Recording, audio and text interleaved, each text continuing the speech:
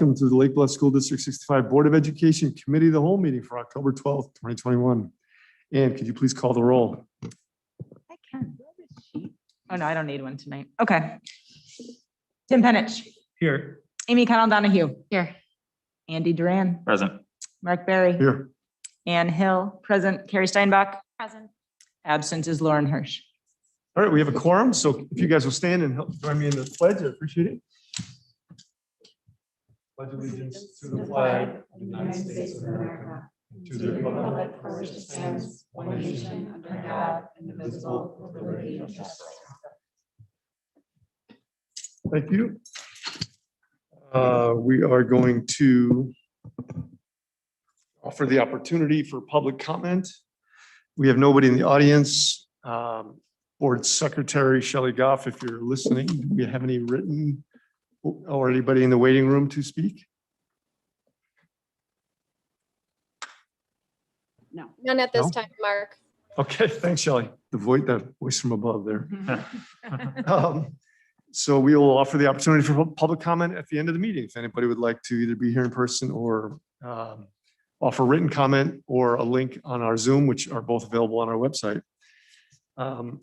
We offer this opportunity at every board meeting for the board to offer, if they have an idea for a future agenda item, to please raise it now, suggest it now, or reach out to myself or Dr. Lealy in the future with ideas for future board agenda items. But I always want to make sure you guys have a voice and a place to do that, so that if you think there's important topics that we are not covering, to please let us know. Also, this is an opportunity if there's a discussion item that is not on the agenda that you think that the board needs or the administrators need to be alerted to, we can have a very brief conversation about that now. If there's nothing, we'll just keep moving ahead. We have 3 discussion items. We're going to talk about a couple of personnel items, tax levy introduction, and then the IASB resolutions committee report discussion. And we'll begin with the first item, which is a personnel discussion, which Dr. Lealy will take us through.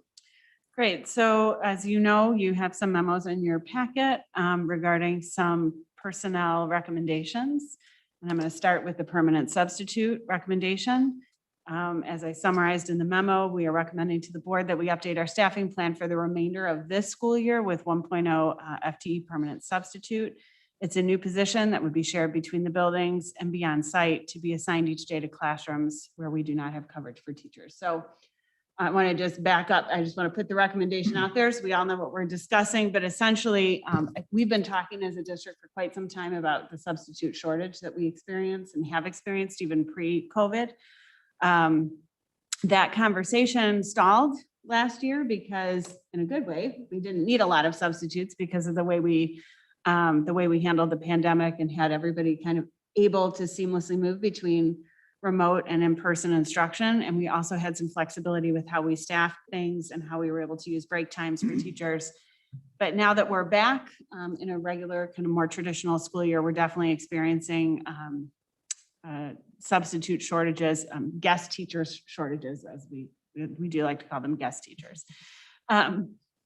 And I do want to emphasize that this is not because we're pulling people to do professional development, to do curriculum work, which sometimes was the case pre-COVID.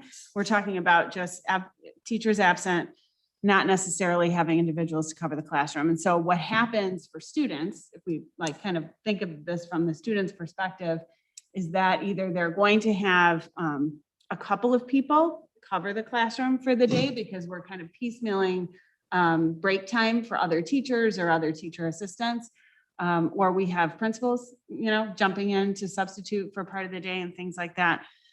So as you in the community know, we're trying other fixes before we go to this, hiring somebody on staff. We're inviting our parents to join us as guest educators. We indicated that in our previous community communication. We're hoping that some of our parents take us up on that. We have restructured our professional development and curriculum time so that we are using our faculty meeting time and early release time to do all that work that we typically would have done with substitute release time. So we're not pulling as many teachers for professional development, which restructures our typical faculty meetings. We're putting more information in email and things like that. But in the meantime, we are still really grappling with this issue. And we really just, we've had enough disrupted instruction, and we have enough that we're dealing with in our schools in terms of still, helping with contact tracing and having teachers needing to be out and kids needing to be out and remoting in. And just, there's a lot that goes into knowing how to manage a classroom at this particular time, that having somebody on staff that we know is a reliable person to cover for a classroom that needs it would be a big help, I think, to our district. I know it would be. Ultimately, we're looking at this as a short-term fix. We don't want to be doing this forever, but we do need the support right now if we can get it. So I do want to answer any questions. Essentially, it is a more expensive proposition than just hiring a daily sub, because this person then would have benefits and be placed on the teacher salary scale. But again, we'd be looking for somebody that's qualified and can jump into classrooms and know the policies and procedures that we have in place, especially this year, still being in sort of a unique situation. So here to answer any questions about that. And remember, we're not voting. This is just the discussion, and we'll vote on this at our next meeting. So my only question on this, and I suppose it's probably more for you, Jay. I'm a fan of the idea. I think it, in theory is a great idea. Can we afford it? How do we feel about that? I believe we can absorb it in our current sub budget because we're not getting the daily subs. So the need, it's not going to, there's already a significant amount of money budgeted for substitute teachers. And we haven't had a lot year to date just simply because we can't find them. So I don't think this is going to be a big budgetary impact this year. Okay. My question is, and you may have said this, I might have missed it, but is this one person for the district that'll float between buildings as needed? Okay. Yes, I would say priority will probably be at the elementary school because we've had just more unfilled positions at the elementary school this year so far. It's just a bigger building, there's more people, more staff to cover. So that person will probably start their day at elementary. And then if there's no job there, which I believe there's only been 2 days that we've been fully staffed at elementary this year, then they would move to the middle school. Are you looking for somebody with a particular teaching certificate in a certain grade level? Nope. What would you do if you were fully staffed in both buildings? We would still have support needed. I mean, I have a hard time overestimating the impact of contact tracing and parent communication and documentation. As you know, we had 4 additional COVID cases today. Even though we know and we're planning for students being vaccinated at some point, there is a tremendous amount of documentation and follow-up that goes into each case, communicating with parents, as well as our nurses and admin are doing the majority of that, but we have to remember, still we have kids going to the nurse's office. We still have kids getting injured. We still have kids who take medication on a regular basis, who aren't feeling well. So I would love more help in our nurses' offices anyway. And we've been trying for a while to boost up that support. So if they had any extra time, that's where they would go. It also seems that perhaps extra time could be spent helping any remote learners who are Remote home learners, quarantined, yep. sick, whatever. And additionally, this is a permanent substitute for teaching positions. We don't always even put in for substitute if we can for teacher assistant positions, because sometimes if we can't even get a classroom teacher, we know we're not going to get a teaching assistant. So we're shifting teachers around. So I don't know that there's been a day that we've been fully staffed as a district yet. And so I don't anticipate that there will be many, if any, days where there is. I'm playing devil's advocate. Appreciate it, I but think, yeah. I think I agree with you, but I'm still devil's advocating Mhm. kind of questions. That's fine. Has this been talked over with union representation? Yes. And where does this fit in on the salary scale? Like this person comes in as what?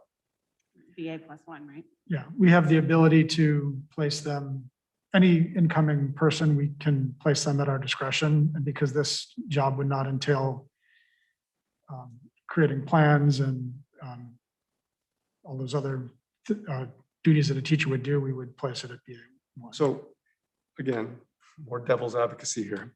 If I'm union leadership and I've got teachers, traditional teachers, if they were asked by administration, could you help out in the office today working with the nurse to document COVID cases because something has freed you up time, I think the union would go, that's not their job. Yes, I wonder if you're going to get that pushback here. so that's a great question. This teacher would have whatever plan time is built into the schedule of the teacher they're covering, or have enough plan time that we would be piecemealing if we didn't have a full-time job for that person. We don't typically ask our teachers to do documentation and support for the nurse's office, but we have asked our teachers to substitute for other teachers, and we are paying them to use their plan time that way. So, yes, it would be a little bit different for this person, and the job responsibilities of a permanent I'm substitute. not would be against it different. being, Yeah. I'm not challenging it being different. I like having a Jack or Jill of all trades doing all different kinds of things when we need them, or if they can. I'm just worried about the Yeah. working through the challenges that we have worked through in the past on occasion with whose job is it anyways? And I think that's a really appropriate question, and I don't anticipate that there would be issues, but if there were, we would work through them. I also want to make it very clear that we have talked to the union about parents coming in as substitutes as well. And as we indicated in our communication, we would ask our parents to go through a training before they come into our schools, especially on issues of confidentiality and health-related and safety-related issues that we're dealing with this year. And obviously, that's something we haven't done for a while either. And so there's a lot we're working through, but we are working through it in a collaborative way with our union, because we certainly, honestly, they are eager for the support. Because at this point, covering for each other, they're biting into the time that they have to contact their parents and do their planning and talk with their team members. And so this is definitely a need. These are a little bit non-traditional solutions, but certainly not things that we haven't discussed before. These are Eve and I non-traditional read. times. So, So yeah, you do what you gotta do. If this Yeah. is what works, then we'll hopefully be able to figure it out. yeah. Can we have a question about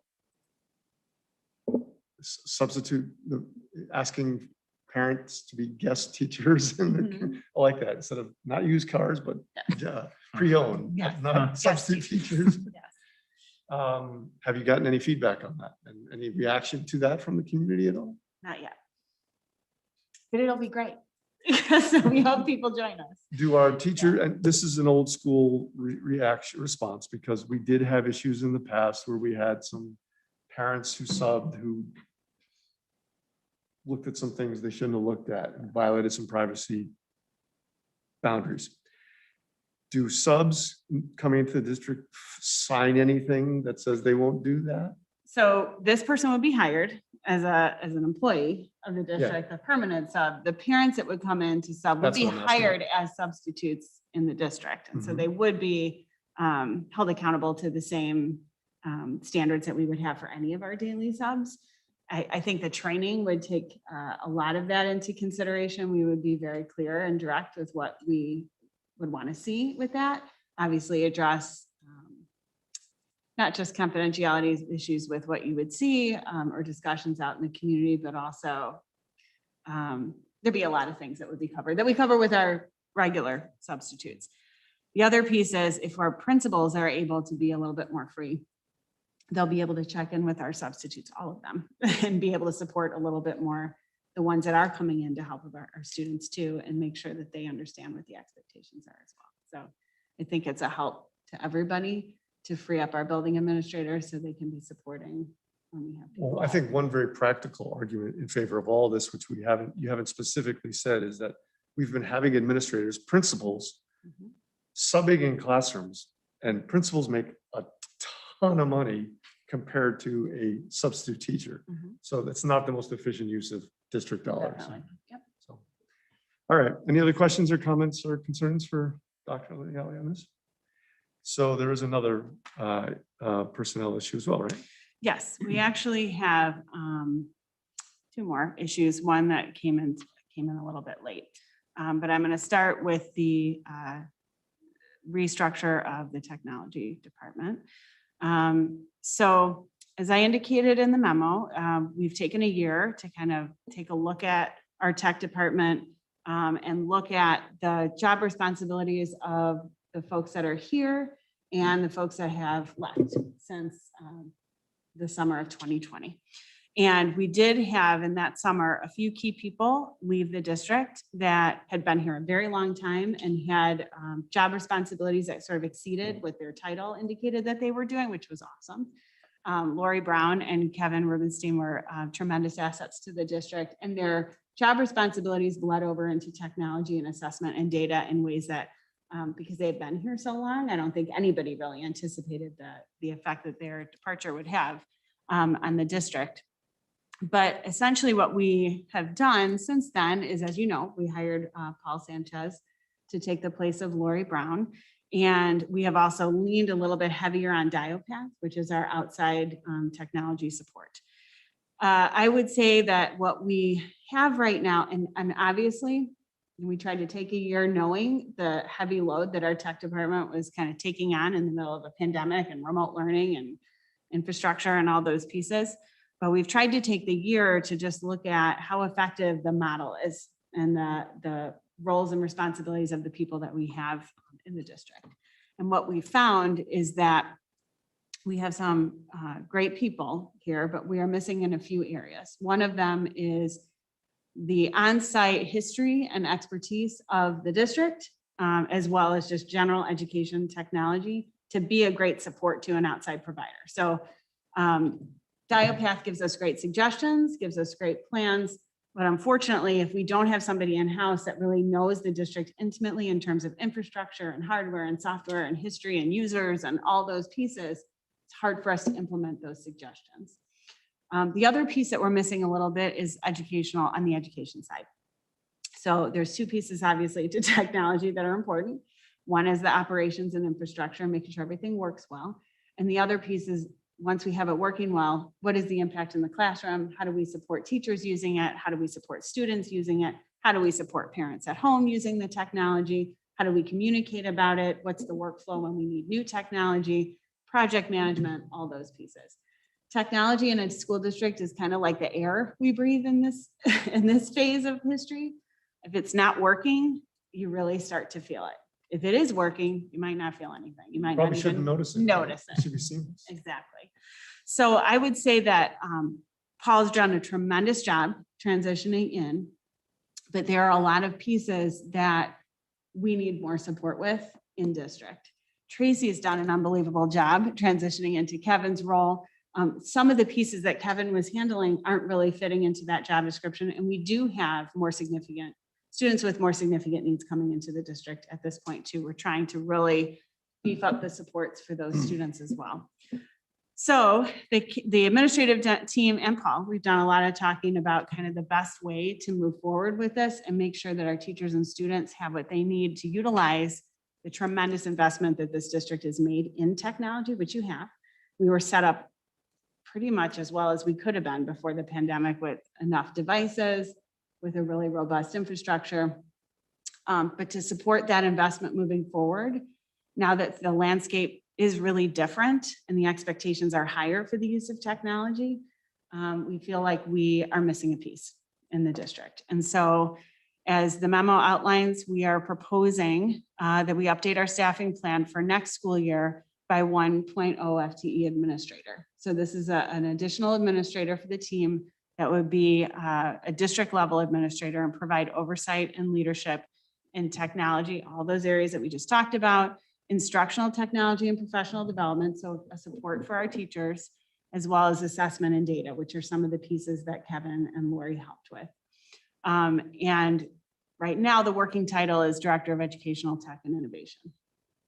I do want to say that in the financial impact section, which I really appreciate the time Jay has spent on this, talking me through it. What you'll see is that the net cost of the position is a little bit lower than the actual total cost because we would be leaning less heavy on Diopath and being able to bring some of those services in-house.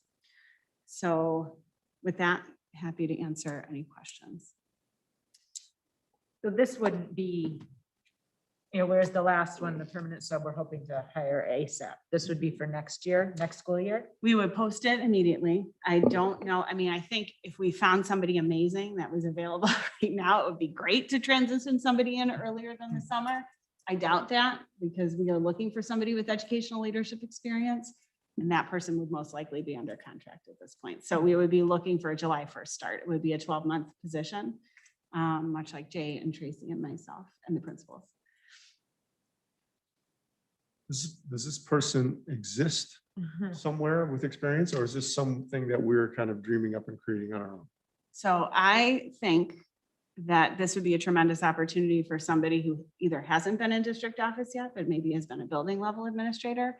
Maybe somebody who has been an instructional coach or done work with coaching teachers and students on educational technology.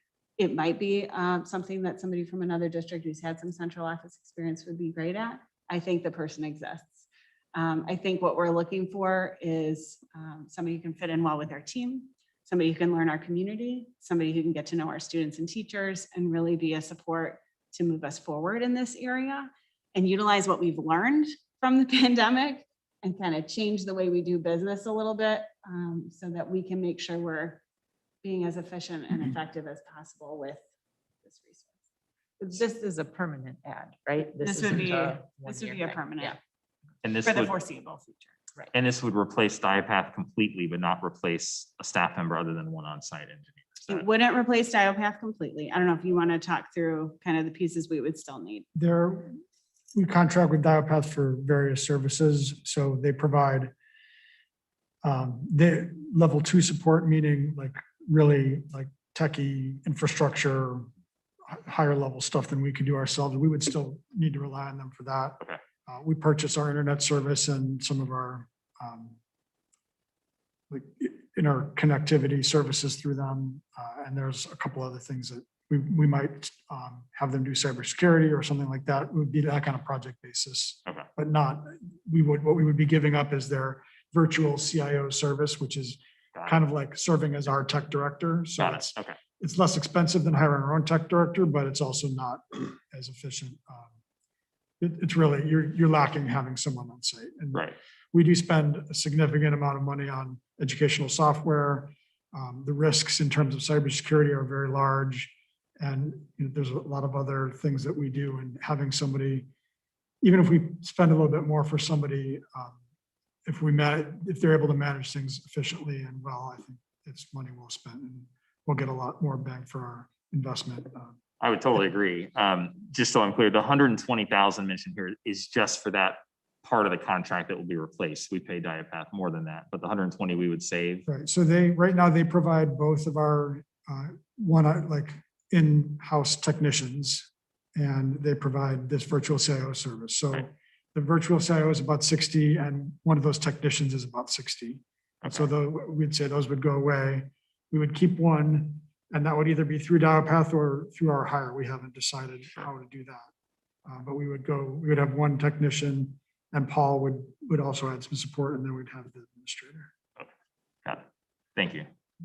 And I do want to reassure, it is a permanent position, but we also are always kind of reevaluating the organization and like the best way to use our people and the resources that we need based on where we are. So we continue to do that. I got a question comment. So we've always historically tried to really be careful with adding new administrative positions, right? We've had a core group of whatever it is, 7 or 8 administrators running our district for years. And as times have changed, as accelerated by COVID and the pandemic, and technology is even more ever present, like your analogy to air, I think it's perfect. If it's not, you don't want to know that it's there. If you just want to breathe it without thinking about it, but once you start thinking about it, something's wrong. So in my mind, the thing that is missing here is the educational connection in that tech department. You can subcontract out the true tech, but how that connects to our kids is, to me, seems to be what's missing. And I'm wondering if you could dream a little bit out loud and tell me what you think this new person does for kids in our district. How's that gonna make our system of education better and do a better job for kids here? Sure, absolutely. I mean, first and foremost, I think Jay and I both know there's some things just operationally and security wise that need to be shored up pretty quickly so that we can make sure our data and privacy is safe of our kids and staff and teachers. But beyond that, and kind of looking past the first year or two of just making sure that we're compliant and we're doing everything that we should be doing to keep everyone safe. I think what we were talking about is this person being working hand in hand with principals and myself in curriculum and instruction to make sure that the tools we're using are matching the things that we want for our kids to experience in the classroom. We have, as you know, not just devices for all kids, but we've invested in STEAM and STEM classes and programming. This person would be great in terms of coaching teachers to integrate those courses into their other units of instruction. So it's not a separate class, but we're actually doing some multidisciplinary work where tech is embedded into the lessons, and it doesn't feel like something separate. This would be a person that would be able to come in and model lessons. This would be a person that would be able to plan and co-plan together. This would be somebody who could also articulate with other districts and learn best practices and bring them back to the district. So I could see, and obviously we haven't even really talked about assessment and data, but as we move forward, especially trying at this point to support our kids with any unfinished learning that has happened in the last year and a half, the support for looking at data, collecting new kinds of data, storing that data and making sure it's accessible as we plan for kids is going to be really important moving forward as well. We don't want to be data rich and information poor, and this person could be helpful for us in analyzing and looking at what we have and how to use it and what tools would be best to help us and help students and make sure that they're getting what they need from our system. So, and just like in every, we've talked a lot about, this is a small district. We don't have a huge administrative team where everyone has a niche. I mean, I think the strength of our team is that there is some cross training and there's a lot of opportunities for us to partner together in different ways. And so depending on the strengths that this person brings, I think we could definitely build upon it and kind of look at the team as a whole and make sure that we're moving ourselves forward in lots of different areas. Would this person be part of your cabinet and report to you or report to somebody else? No, this person would report to me. So part of all your team decisions and probably be at meetings like this quite a bit. Yes. Any other questions for Dr. Leali on this? So do you anticipate bringing this for a vote at the next meeting? I do. Okay. And there's one other, right? I do have one other one, and this has to do with teaching assistants. And to go quickly, the recommendation, which I didn't do the last time, sorry about that. We are recommending to the board that we increase the salary of special services assistants who are required to assist with diapering and toileting students by 75 cents per hour. The rationale for this is that, as you know, we are a district that values best practice in special education and including our students as many and at times as often as possible and provide a free and appropriate public education to as many students as we can for as long as we can during the day. As we've been building this programming, we've been working with our staff to make sure that everyone's fully equipped and understands the needs of our students, and they're varied, right? And varied and significant in some cases. And our special services assistants that work with students with disabilities often have very different job responsibilities. And many times are working one-on-one with students with very particular needs in terms of functional and safety needs. And we are definitely seeing an increase in students that need support with very kind of personal issues like diapering and toileting. Some of our teaching assistants obviously are comfortable with this. Some need a little bit more support, but either way, as we've looked across districts, as we also have had issues with finding teacher assistants. I mean, it's not just substitutes. We've also had some of that. Many of the districts in our area offer an increased pay for that kind of support for students. And so we want to attract and retain the best people that are working with these students with significant needs. We want them to stay with us. We want them to stay with these students year after year if possible, because that relationship is really important to making sure that the students feel safe and secure and parents and families feel that the students are in a good spot. So it's not a very large increase, but we think it'll make a difference. And it certainly, we hope will help us to attract and retain good folks for these positions. What do you think the financial impact of that is? For this year, we said Is it approximately, what did you say? 3,000, 3,500? Or about 500 per assistant. How many people does this affect? 6. I didn't get the memo, I'm sorry. Yeah, it's I about didn't see 6 this one either. students. You know Yeah. what, this one came in late. And so again, if you have any questions in between now and the board meeting, or we could bring it up again in November, or sorry, at the end of this month and bring it again in November. This one Mike? came a little bit after the packet. Does the 75 cents, does that make us, comparable to other districts? Like, why did we choose only 75 cents? I know, because. Tracy, do you want to weigh in on this too? Because she did a lot of this work. Yes, it does make us comparable to other districts. When we looked around, some districts offered a slightly higher hourly rate, some offered a stipend. Lake Forest School District 67, they offer a stipend, but when we looked at it across an hourly rate, it was about 75 cents an hour. So that seemed to kind of be right in the median of what of the amounts that we were looking at. Thank you. The memo said for this school year, so is the impact of the financial impact different for next year? Because we're like a third quarter. Well, we evaluate caseloads and they change every year, but Oh, okay. For an entire year for one person, it would be about $900. So the idea is to change this and keep it at that level. and then the job description would indicate that when the student or when the teaching assistant is hired, so that they would know that that is part of their job description and that there's a salary differential. Hazardous duty pay. Yeah, I mean, and I know it feels like there's a lot of personnel happening, and I do want to reassure the board that we understand the financial implications of adding positions or changing salaries. I don't think you have to go far to hear about what's happening in staffing and education right now, not just teachers, not just teaching assistants, administrators. I mean, every school district is having to be creative when we think about how we can keep the best people on staff for our students.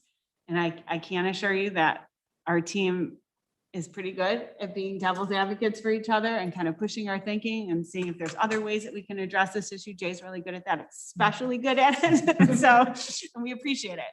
I appreciate it very much, because the last thing we want to do is put ourselves in a position where we can't sustain that.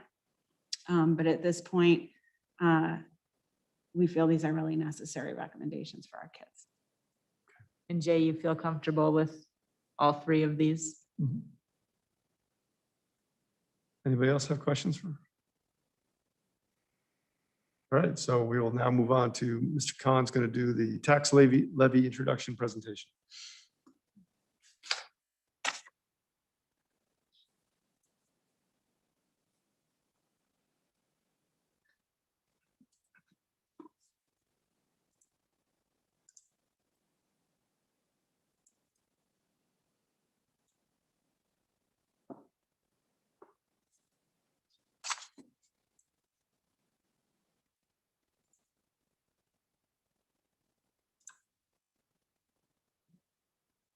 We need some finance music. Yeah, Everyone's waiting with bated breath. Like, Trying to figure out. What my- would finance music be? Not that I'm gonna sing. That's what I was thinking about, though.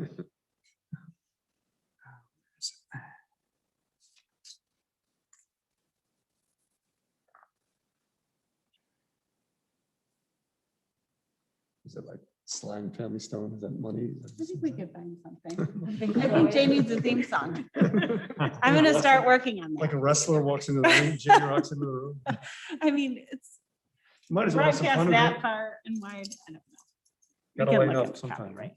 All right, so this is our initial discussion of the tax levy, where I will do kind of a tax levy 101 and give you the basic overview of the process, and then present our initial thoughts for this year's levy. At the meeting on November 9th, the board will be required to formally pass a tentative levy, which resolution, which needs to be done at least 20 days prior to certification of the final levy, which we'll do at the December 14th board meeting.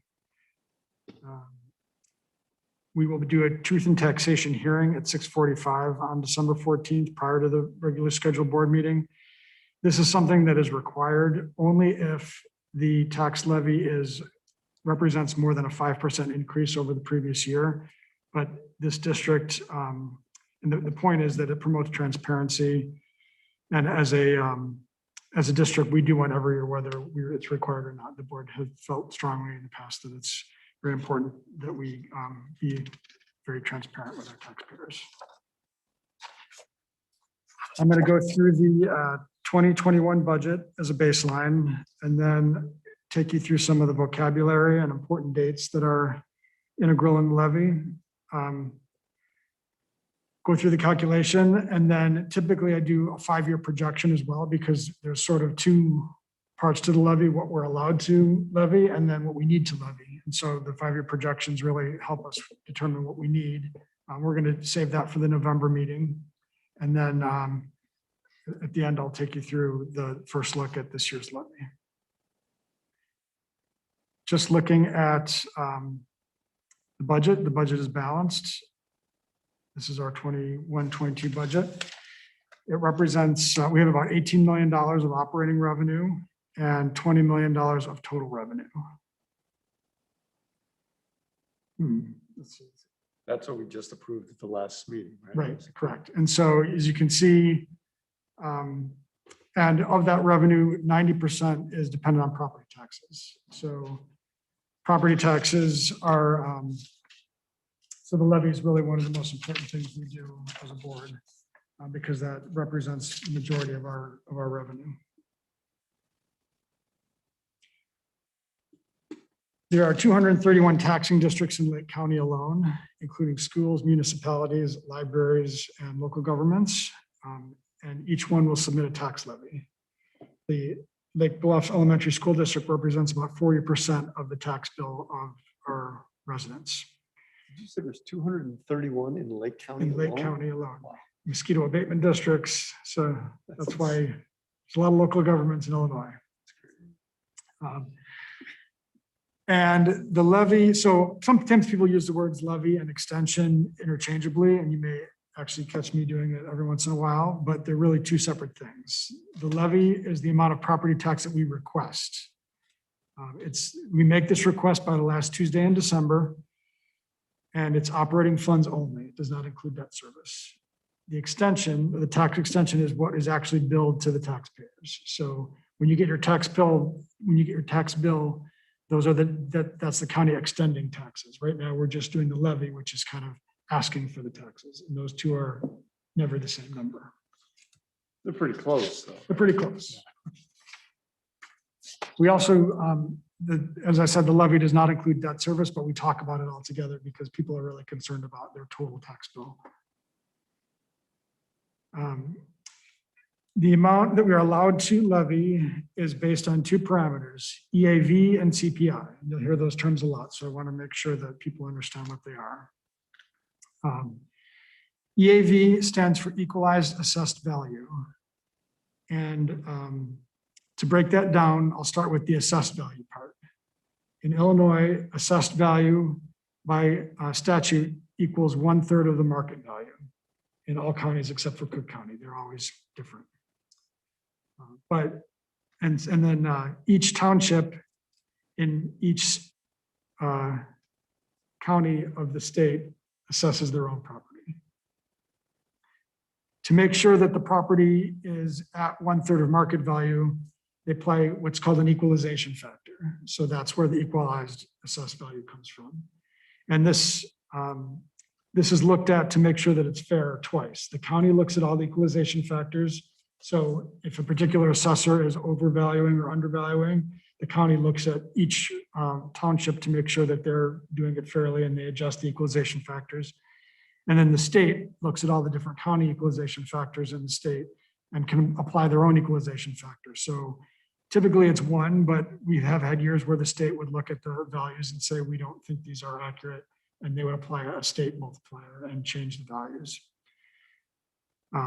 And also when I'm talking about EAV, I'm referring to taxable EAV. So this is the value that you're taxed upon, and it is after exemptions. So there are various exemptions that are given, which exempt a portion of the value of your home, and it's given as kind of tax relief. So there's a homeowner's exemption. If you live in the home, you get an exemption. There's returning veterans exemptions, disabled persons exemptions, senior freezes, things like that, that selectively give tax relief to different parties. And so like, and also, for example, tax exempt properties. So the school district doesn't pay taxes. All of our tax value is exempted. The CPI stands for the Consumer Price Index, and it represents the value of a basket of goods. And what we're concerned with is the CPI is an index, and what we are concerned about is the change in CPI. And it's a very specific CPI number. It's the all urban CPI for all consumer goods with a particular base year, and it's the change from December to December of the prior year. So we look at the index on December, and then we look at it the following December, and we take the change, and that is the CPI, the change in CPI that we use when we look at calculating our taxes. It's also fair to say that sometimes some people question whether that's the right measure of inflation, because most of the district's expenses are salaries and benefits, and the CPI really represents kind of the price of lots of different goods, and it can be influenced a lot by fuel and food, which are not necessarily, I think they may, salaries probably lag that quite a bit. So it's just something to keep in mind when we are using the CPI. Okay, and then what is informally called the tax cap is actually the property tax extension limitation law, affectionately known as PTEL, and it does not cap taxes. So what it really does is it just limits the annual increase in taxes to the lower of the prior year's December change in CPI of 5%, whichever is lower. And it was put in place in 1991, and it was in an environment where property values were increasing very rapidly. And so it was a way to limit the increase in taxes as property values were going up. And it sort of makes sense if you think about it, because it's limiting the growth to CPI. So it's saying that a school district can levy more than the next year. A school district needs the same amount of money, kind of inflation adjusted, to operate. So it allows you to increase your taxes coming in by inflation. And then it also allows you to tax new property. And new property also often brings new kids to the district. So the formula allows for increasing your taxes also to support those new kids.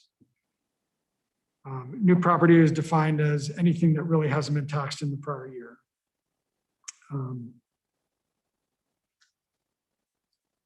Not all taxing bodies are subject to PTEL. So for example, our tax levy number gets compared to the village's tax levy number a lot, but the village is a home rule body, a home rule taxing body, so they are not subject to PTEL. They can set their own tax rate based on what they need. So they just look at their other sources of revenue, and they determine what they need, what gap they need to fill in taxes, and what would be a modest tax increase for the community or what the community could afford, and they just pick a number. Whereas the school district is limited by this law. So just something else to keep in mind. This slide is a little busy, but it's got a lot of important information on it. And when I was practicing, I had a way to point to things, but I don't know if I'm gonna be able to do it or not. So this represents this year. And so the CPI up here, the change in CPI from December of 2019 to December of 2020 was 1.4%. That is the number that dictates how much we can levy this year.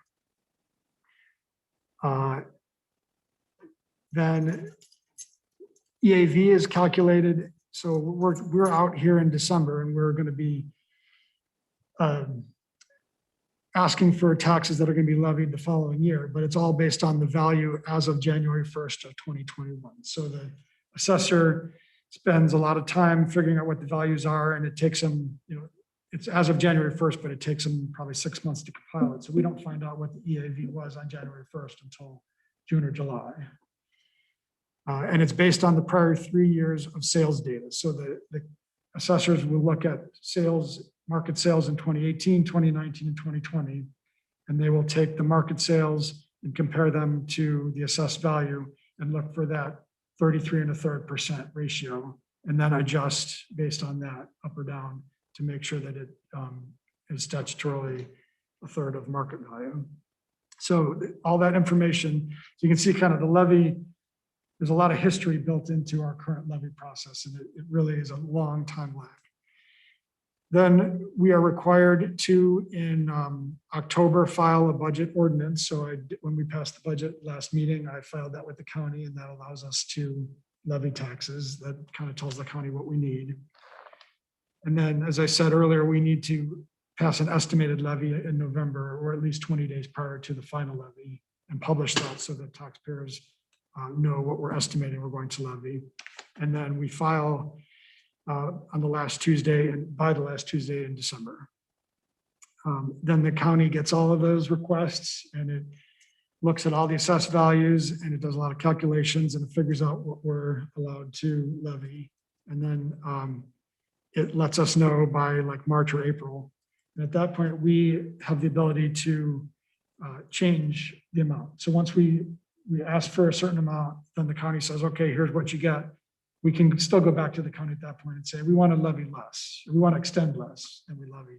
We can never extend more than we levy, but we can always abate taxes, either debt service or operating taxes. Why would we do that if we were asking for X and we're only getting Y? Why would we say we want? We might say that because we don't know what new property is going to be yet, so we don't really know how much we're going to get. Or we might have a change between December and April where we decide we needed the money. There's various reasons, but it doesn't happen that often. Or you might know in December that you really don't want to levy the full amount, but there are reasons to ask for the full amount because, and I'll explain this in a bit, but the current year amount that you can levy is dependent upon what you levy the prior year, or what you extend the prior year. See, I keep mixing up my terms. So you, if you don't extend the full amount of what you're able to, then that limits what you can get in the future. And so there's certain reasons like that why you might do that. That's a very good question. Taxes are extended and billed to taxpayers, and they're paid and we collect them in June and September. So we get about half in June and half in September. And we defer these June taxes to the following year, and we use them for revenue. So the taxes that were based on the CPI from 2019-20, we're levying in 21, we're getting them in 22, and they're the fiscal year 23 revenues. So it's kind of you can kind of keep all that straight. So the taxes that we're using to operate this year were levied last year. Last December, they were extended in June and September of this year, and we're using them this fiscal year starting June, going through, or July 1st and going through next June. So everything's kind of on a lag. So how do we use the tax money that we get? There's a slice of it that goes to paying debt.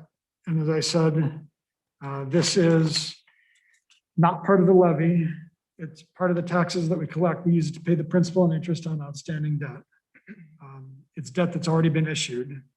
It's not part of the levy request. The county, because the taxpayers already approved this debt and already approved making the payments, the county already has a list. It's kind of like your mortgage. You get a statement, amortization table. The county knows exactly how much it needs to pay, or that we need to pay for our debt service every year, and it automatically extends those to taxpayers. So we're not, when we do the final levy, we will include the debt service in that number just so you can see a total, but it's not really part of the levy request. Most debt requires a referendum. So when the district built the elementary school in 2010, it went out and asked the taxpayers for the money, and it said, put it on the ballot, ask a question, and everybody got a chance to say yes or no. We want you to issue bonds to pay for this school. There's also a type of debt where you don't have to ask for permission. It's called non-referendum debt. And this is the type of debt that we actually, the district issued to pay for the middle school renovations. This debt is controlled also by the PTEL, Property Tax Limitation Extension Law. And it's basically, every district has, we call a DSUB, a debt limit, a debt service extension base. And this is basically the amount of debt service that the district had in the year that the PTEL law was passed. So in 1991, they passed a law, and it limited the increases in operating taxes. And it also said, whatever you pay for debt service that you have on your books right now, every year hereafter, you can issue debt up to that amount, and you can automatically extend up to that amount to pay debt service on new bonds. And then starting in 2009, that's been increased by CPI. So as a board, if we have debt service extension base left and we need money for capital improvements, usually we can go out and issue that debt without a referendum. And there are some protections for taxpayers built in based on they can petition and do certain things, but it doesn't require a referendum. And then our total debt service is also limited. As an elementary district, we cannot issue more than 6.9% of our EAV in debt service. So just a sidebar question. So if a district was it 1994 when they set the D7? 91. 91. If a district had just paid off a big portion of their debt and had very little debt on the books at that time, are they permanently bound? Like, and they Yes. now have some huge project? What do they do? So there are districts that are like that. And it was really basically luck. Like some districts had huge D-subs and they could go out and issue mountains of debt without asking for the taxpayers. And there are districts that had zero debt and had no D-sub. You can actually pass a debt service extension based referendum and Okay. ask for a debt service extension base. Mundelein High School did that not too long ago. It was a kind of a clever way to do it rather than go out and ask to put a question on the ballot to ask for a specific debt issue. They asked for a debt service extension base, and that gave them the flexibility to then issue debt as they needed it out into the future. Weird. Okay. You've seen this chart before. It's a little bit different. It looks very similar, but this is based on tax year instead of based on fiscal year. And then because we pay our debt service is due in June and December, it sort of crosses tax years a little bit. So it's slightly different, but basically this represents our debt out through that the county would automatically extend out through 2027. And then that the yellow on here is the non-referendum debt that was issued. And as we pay that down, that frees up debt service extension base. So if there is a need for capital projects in the future, as we pay down those bonds, that frees up debt service extension base, and we could always issue new debt to pay for those projects. The bulk of the taxes that we use are for operations. And your operating amount is limited by the PTEL, but you can also increase it by referendum. So sometimes if there's a referendum on the ballot for issuing debt, there's also referenda on the ballot for operating rate increases, where they might be limited to a certain amount, but they need more to operate. They have a structural deficiency and they're projecting large deficits. So they go out and they say, we would like you to increase our operating rate. And that increases the limiting rate. We do our levy. I'm going to be talking mostly in aggregate and talk about total operating debt, or I'm sorry, total operating money, but we do levy by fund. So we levy in the education fund and the operations maintenance fund and transportation, and each one has their own separate levy, and all that money goes into a separate fund and is accounted for separately. So each fund has its own balance sheet, its own set of financial statements, and all the money has to be accounted for separately. It can't be commingled together. Some of these funds also have a rate limit. So this is set by the state, and you can't even have a referendum to increase your levy in that fund over the rate limit. So some rates are unlimited, some funds are unlimited, but some also have a limit. So who pays the taxes?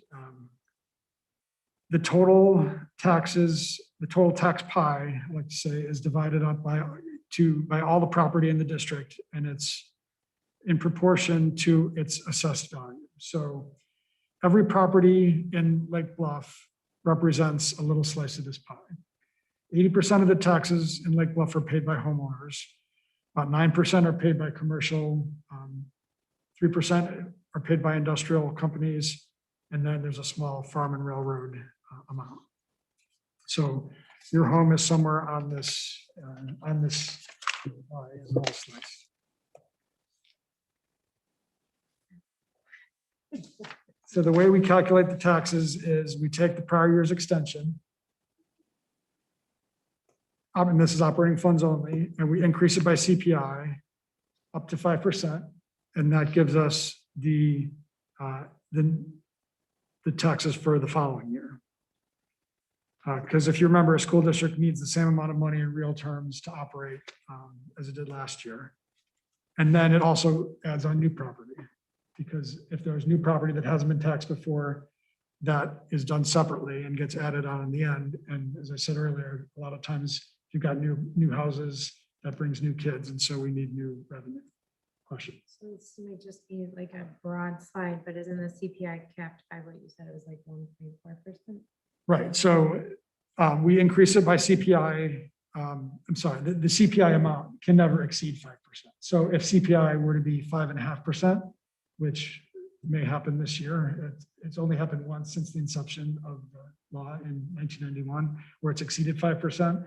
But then you could only increase it by 5%, not CPI. But in general, you take your prior year's taxes and you increase it by CPI to get your next year's taxes, and then you add new property. And what this means, two things. It means that the subsequent year's total taxes are never more than CPI. And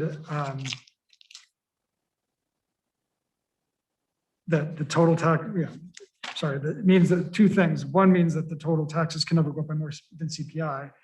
And the other is that the subsequent year's taxes are dependent on the prior year's taxes. So dependent, whatever you levy on the prior year will control what you're able to levy the following year. And so that point right there is maybe worthy of a little bit of elaboration. Like, there are times when the CPI has been higher, right? I think I remember seeing it like at 2.8, something like that. And there's been discussion, certain taxing bodies, certain schools have said, right, we don't need to increase our budget by that full 2.8%. That's not appropriate, not fair to the taxpayers. So they either capped it at 0, they didn't take an increase, or just 1% or something like that. What is the consequence of doing just that? So Like this saying is we don't actually, raise it. as Amy will tell you, this is one of the legislative priorities of the Lake Forest School District. They would like the ability to be able to reduce their current year's taxes without impacting their future year's taxes. Because if they feel like, if I want to be a responsible board and not tax my community to the greatest extent possible, I don't want to hamstring myself in the future by not allowing me to go back and recapture those taxes in the future when I need them. So I might decide I don't need them now and I'm not going to extend them. But then in the future, when I do need them, I can't go back and say, oh, you know what, sorry, I actually need that money. You're limited to the increase, to whatever you extended the prior year, increased by CPI. And so to your earlier question, what many districts will do is they will, if they want to refund money to taxpayers by not taxing the full amount, is they will abate their debt service amount, because debt service is not capped. It's not part of the levy. So the debt service is not controlled by the prior year's levy or extension. So they will levy, an example might be, so in the highest that it's been, the CPI has been since I've been in the business was 4%. And then the following year it was 0%. Because there was a big spike in oil prices in December and it shot up the CPI. And so the CPI December over December was 4%. And there were some districts that said, I don't want to levy 4% because I don't need 4% right now. And so they might have taken 2%, but then the following year when the CPI was 0, they were stuck back at that initial point and couldn't levy. Now, there's actually some nuance. You can go, if you read the law, you can go to the highest. It goes back 3 years and you can take the higher of the last 3 years and everything. But for all practical purposes, it is based on the prior year. So if you wanted to space it out, you might say the levy increases 4%. I'm going to abate a 2% increase of my debt service. So the taxpayers will only see a net 2. Then the following year, I'm going to go back and not abate my debt service and get that 2% back and level it out to be 2 instead of 4 and 0. But it's hard to predict. You might someday in your career as a board member have people in the community who pay close attention to these things. Say you're killing us. You keep going up 2%, 3% every year. You're killing me. You're killing me. Can't you give us a break and not take the increase this year? And to try to explain this to them. No, don't you just say JCon and I'll be. Yeah. Exactly. That's what I do. So, a lot of people see their assessments, and if their assessments go up, they think immediately my tax bill is going to go up. And so what I want to also point out is that the tax rate that's applied to your assessment is really an output of the formula. It's not an input. So what they do is they take the total taxes and they divide it by the total EAV, and that gives you the tax rate. So back in 2008, when the housing market crashed and values plummeted, the district still needs the same amount of money to operate. So you couldn't bring in less money. You still needed to pay your staff and run the district. So what happens is the tax rate goes up because your property value goes down, so your tax rate goes up to compensate. So tax rate is not, it's not an input, it's an output of the formula. And the amount of taxes that are extended are really based on what we had last year and the consumer price index. So when you get your little blue card in the mail that says your property value went up 10%, it does, a lot of people, that also happened recently, and we get a lot of calls. The assessor got a lot of calls, the district got a lot of calls. Hey, my taxes are gonna go up to 10%. You guys are, you're killing me, I can't afford it. And really if all the slices stay the same, so if everybody's property goes up by 10% because the market has improved, then everybody's slice stays the same proportion of the total assessed value. So your slice of the pie as a percentage of the total pie doesn't change. So everybody's taxes go up by CPI. So if everyone's assessment goes up 10% and the CPI is 1.4%, you will see a 1.4% increase in your taxes. And as I said earlier, the tax rate is just used the only thing the tax rate is used for is to distribute the taxes fairly to all the property. Because it's the rate that each dollar of assessed value pays. So you take the total, you take each house, their assessed value, and you apply the tax rate, and that is the way to apportion the tax burden. However, if your neighbor's house only went up by 5% in value, now their slice of the pie, their proportion of the pie got smaller and yours got bigger, relatively speaking. So you're paying a larger percent of that pie. So your taxes are going to go up by more than CPI. They won't probably go up 10%, but they'll go up by more than CPI. So any individual can see their taxes go up by a lot more than CPI based on how their property value changes relative to the total property value. But as in aggregate, the total taxes extended never go up by more than CPI. The district never receives more than a CPI increase. So things that can happen are your property value, you live in a nice neighborhood and people want to move there and your neighborhood's property value goes up a lot more than others. What happens a lot is, especially large taxpayers have the money and it's really worth their time to appeal their taxes. So they hire attorneys and they go to the assessor and say, I don't think my property is assessed fairly. I think you have it on the books at $1 million. I think it's only worth 500,000.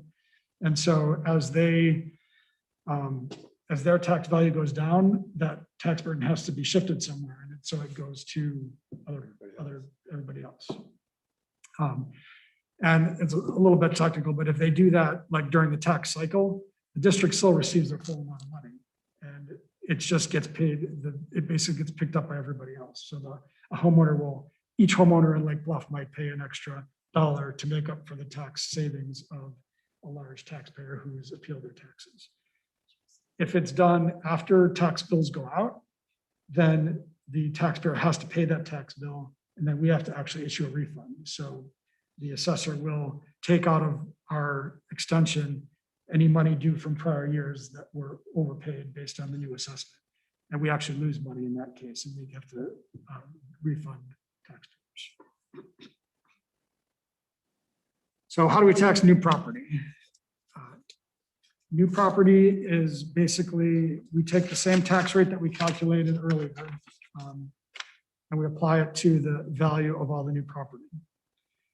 And we have to do this, we have to ask for all of our money in December. And right now, I don't know what the tax rate is going to be. I have a guess based on some estimates. And I don't know what the EAV of the new property is either. Now, our assessor is pretty good and they give me a pretty good estimate, but those two things are unknown. And I will never be allowed to extend more than I ask for in the levy. So if I underestimate the value of this new property and I don't ask for enough, I don't get it. So because this is very important revenue to the district, because as you know, our collective bargaining agreements increased by more than CPI. Benefit inflation, health insurance inflation is usually typically more than CPI. And so this is additional money. If my total tax increase is only going to be CPI, the taxes that I can collect on new property help offset some of those expenses that are going to be higher than CPI. So what many districts do, they call it a balloon levy. They basically, and you'll see I don't like to balloon levy and just ask for a number. I break it out separately. So you'll see exactly what I think the levy is going to be, or what should be, and then how much extra I'm asking for as a cushion to make sure that we get everything, but knowing that that is probably not going to happen. And also that amount is also borne only by new property and not by existing homeowners. So I'll break those things out for you when I think there's a large degree of, there's a lot of art, not just accounting science here in estimating Exactly. that number. You're reading crystal ball, you're calling everybody you know to see what the prognosticators are thinking is going to happen in the community and town, and looking at the history and trends. And it's not a simple. I have a colleague who just levies 10% more every year than the prior year, knowing that they'll only get like 1 or 2, but they just levy 10%, which works for them. But people react poorly to to those things when you say, oh yeah, we're going to levy this much, because you publish it in the newspaper and you talk about it, and it's really it's not being respectful of taxpayer money. yeah, it's kind of lazy. So I try to do a little bit better job of estimating, but it's still, the concept is the same. I'm going to ask for more than I think I'm going to get, because if I don't ask for enough, I lose it. So when I said the levy and the extension are not always the same, the levy is almost always more than the extension. And to your point, the new property money is like the budget gap closer money. That's what allows us to afford increases that are above CPI every year. Correct. It's incredibly critical. Can I ask just kind of a silly question? Yeah. So new property, what happens if somebody buys like a tiny house, knocks it down, builds a new house? Is that new property? Yes. Okay. So the old tax bill from that just goes away and they start fresh? It's the change in value. So the new property is any property that was not assessed. It's any increase in the value of property. So even if you put a addition on your house, you don't tear it down, but you add a square footage. That square footage additional is counted as new property. If you buy something and tear it down and build a new house, then the difference in the value is counted as new property. If you had if there was the Church of J and I had an exemption, and then someone called me on it and said, you're not really a church. And I lost, and it actually did a make bluff, and you lose that exemption, that's new property. Gotcha. But it wasn't called the church. It wasn't called the Church of Jesus. It had a better name. It's over. And then also something else I won't get into, tax, you've probably heard of TIFs, tax increment finance districts. That is something that, so if there's, it's supposed to be a blighted area, but basically if the county, the locality sees a need for development, they can freeze the value of that property, and then any increase in value or any increment that you pay based on the value goes to the developer instead of to the taxing body, and is used to put in infrastructure and to develop this area with the intention of making it worth more. And then when that TIF expires, the difference, the new value of that TIF versus what it was before the TIF, all of that is new property and gets counted as new property. all at once. That's that warehouse over in 176 in the expressway. Yes, there's a small TIF district in Lake Bluff. There's not a lot, but it's used a lot more I use a lot in Chicago. It's many districts try to fight TIFs because they're kind of sometimes they're abused and they are taking kind of public money and using it to fund private development. Sometimes if they're not done appropriately, but there's a lot of rules around that. Yeah, I mean, if some TIFs are very successful and they will greatly increase the value of property, and then 23 years later, when that TIF expires, you get a huge windfall.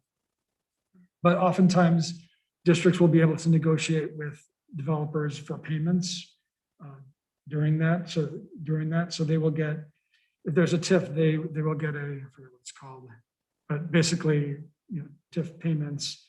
So like if you're familiar with Glenview, they had a very famous TIF there where they had the Naval Air Station, and then it was made into the Glen. And so that was a TIF and the value was frozen, but the developer was building all these houses and all these kids were being moved in. And so the school needed money.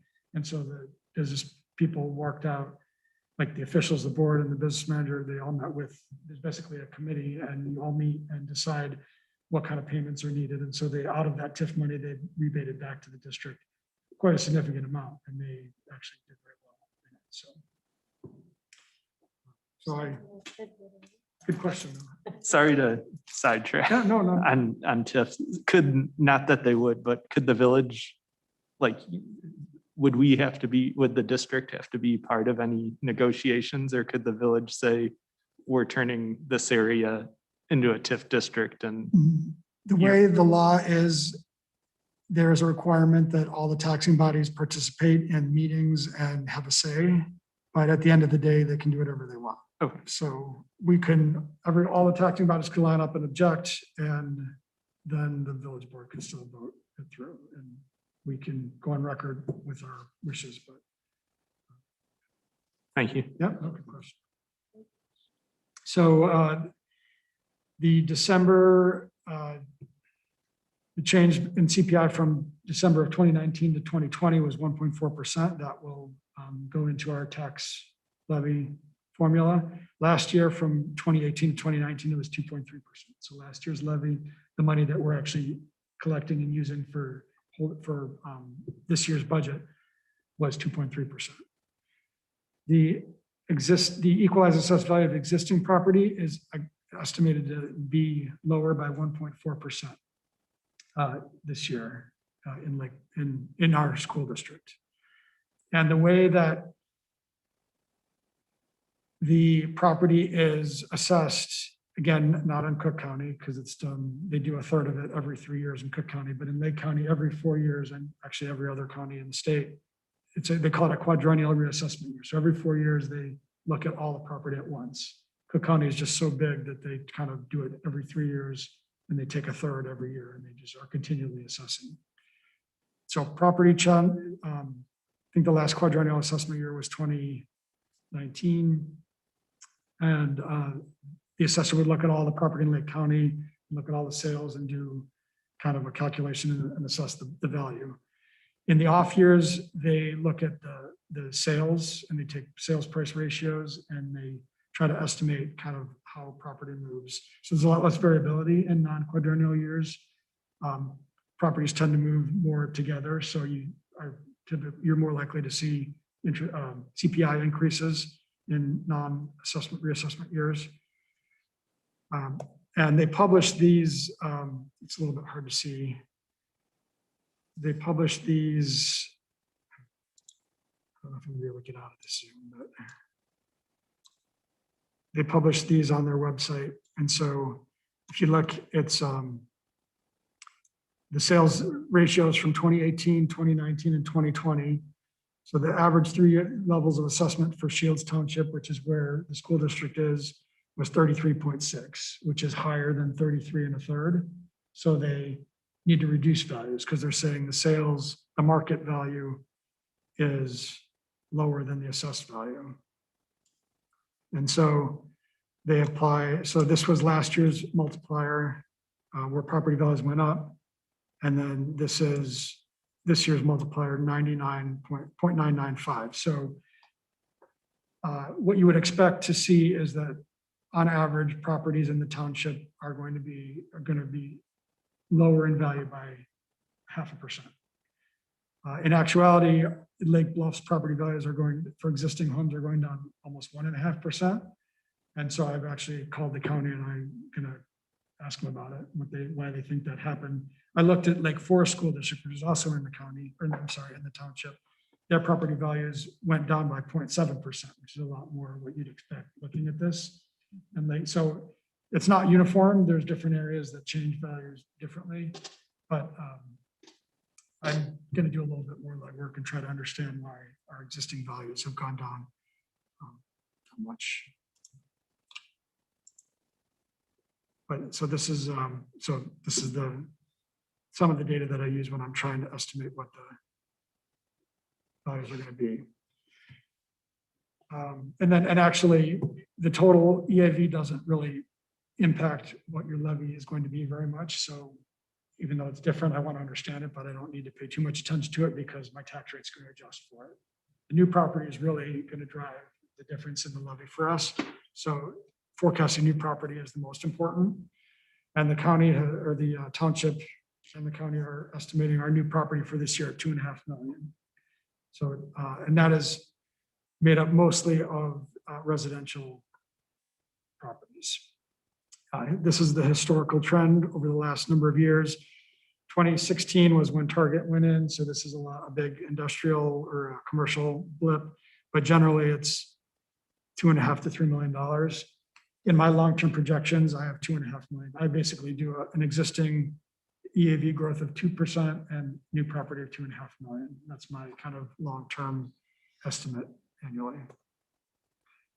So at this point, without looking at long-term projections, which I know we're going to need 1.4% anyway.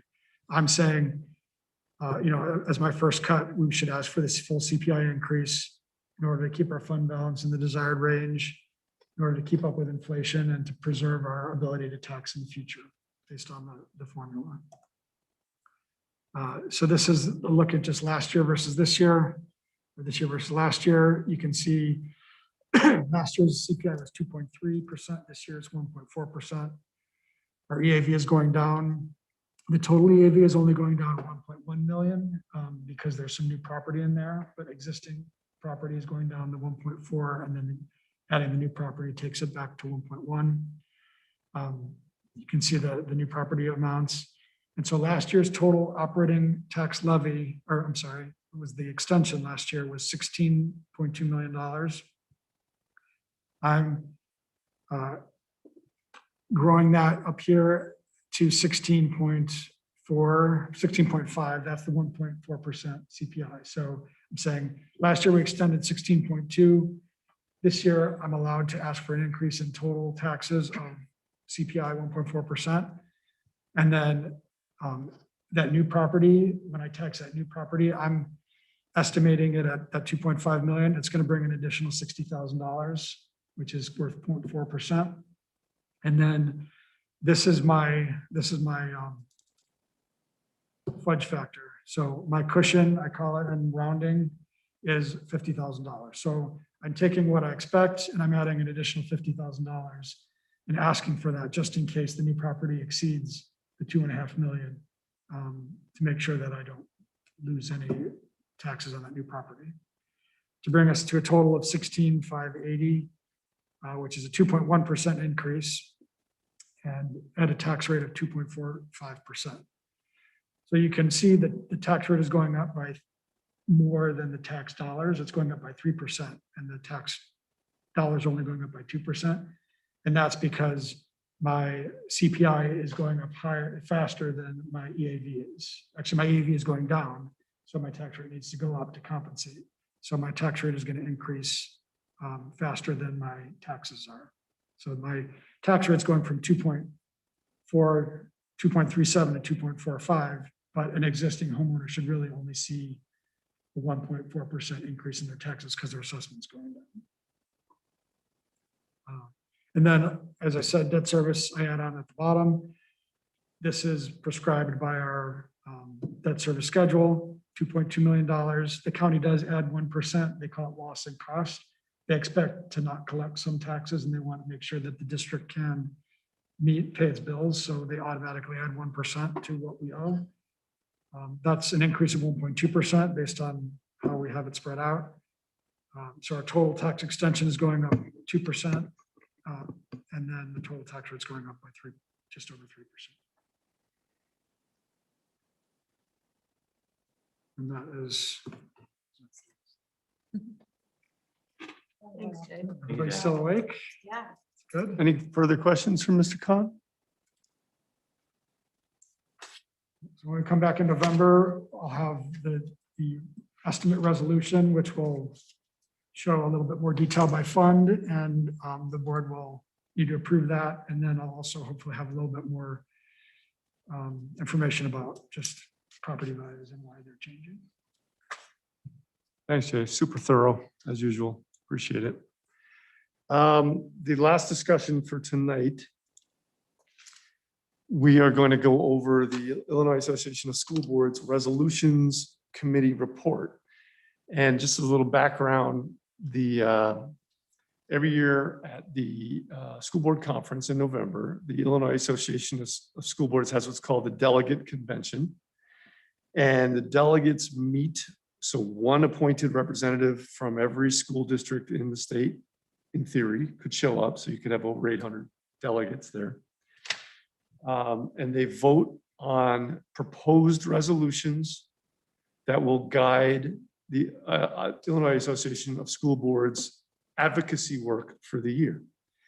So tonight we bring before you a list of delegate assembly resolutions that have been gone through a vetting committee of, I forget how many, I was once asked to be on it. The ISB has board members from all across the state who volunteer to vet. There's even more resolutions than some were declined and weren't even brought for consideration. And each board is asked to come to consensus.